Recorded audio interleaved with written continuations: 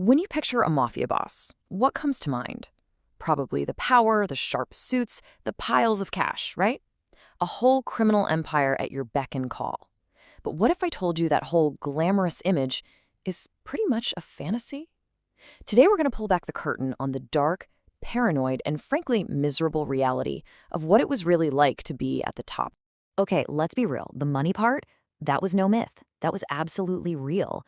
Just take a look at Al Capone. At his peak, his net worth was a cool $100 million. In today's money, that's a staggering $1.5 billion. I mean, with that kind of cash, you could have literally anything you want. And that's the big question, isn't it? If you have all that money and all that power, what could possibly be the problem? Well, the catch is everything else. From the moment you're born to the day you die, your life is just not your own. Yeah, your life story doesn't start with playing in the park. It starts with a giant target painted on your back. For the kid of a mafia boss, danger is your birthright. Long before you even learn to walk, you are already in the crosshairs. And the threats are coming from every direction, right from day one. As a baby, you're nothing more than a pawn. If rival gangs can't get to your father, well, you're the next best thing. You're leverage. You're a target for kidnapping. Or worse, you're how they send a message, an assassination attempt. So, a normal childhood? Just forget about it. You're not going to school with other kids. Your family lives on a private, heavily guarded estate. Your home feels less like a home and more like a fortress. And those people you see every day, they aren't your friends. They're bodyguards, paid to keep you breathing. It's a life of complete isolation. As you start getting into your teens, that's when your real education kicks in. And I'm not talking about algebra. The family business has its own very specific curriculum. The two main subjects, loyalty and violence. And the absolute core of everything you learn is this one word, omerta, the code of silence. It's drilled into your head from the moment you can understand words. You never, ever talk to the authorities. Loyalty to the family comes before your own life, before anything. And breaking this code?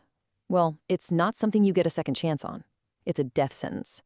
So you start at the bottom. Your apprenticeship is running errands, collecting money, being a messenger, low-risk jobs, just to test your loyalty. But once you've proven you can be trusted, the training really ramps up, and you start to learn the more hands-on skills. This is the world you're being brought into. We're talking pistols, shotguns, and of course, the iconic Tommy gun, which was a huge symbol of mafia power. But survival meant mastering everything, from the brutal efficiency of a car bomb to the absolute necessity of a bulletproof car. You had to master offense and defense just to stay alive. So all of this violence, all of this loyalty, it's all in service of one thing, the criminal empire. So where does that $1.5 billion actually come from? Let's just say they had a diversified portfolio. It's funded by things like loan sharking, where you trap people in debt they can never escape. It's funded by massive illegal gambling rings, rigging sports to make sure you always win. And then there's smuggling and the absolutely horrific business of human trafficking. It's an entire economy built on pure crime.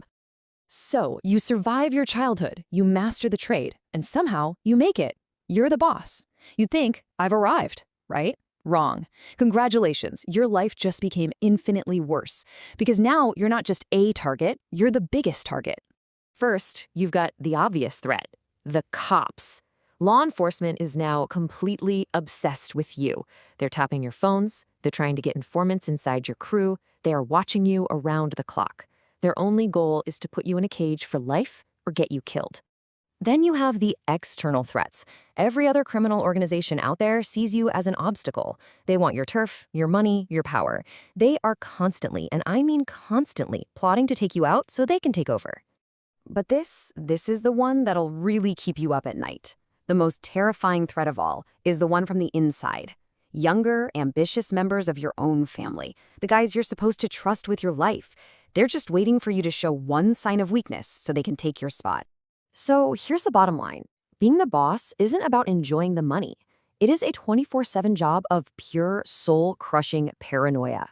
You spend every waking moment juggling alliances, trying to sniff out betrayal, and making ruthless decisions just to stay alive until tomorrow. So after a lifetime of this constant stress, how does it all end? You can forget about a peaceful retirement on a beach somewhere. In this job, there are only two real exit strategies. And here they are. Your career ends in one of two ways. Option 1, you get caught. You spend the rest of your days rotting in a prison cell while your empire crumbles. Option 2, you get taken out. A violent end, probably ordered by the very people you once trusted. There is no option 3. And look, this isn't some theory. It's a fact. Just look at the real-world examples. Al Capone died sick and powerless after getting out of prison. John Gotti died of cancer while locked away for life. Paul Castellano was assassinated in broad daylight. Even Lucky Luciano, who dodged both, died in exile after being deported. The house always wins. And that brings us right back to the beginning. That billion-dollar fortune, the absolute power, the name that everybody feared. When you weigh all that against a life of total isolation, constant paranoia, and the absolute guarantee of a miserable, violent end, you just have to ask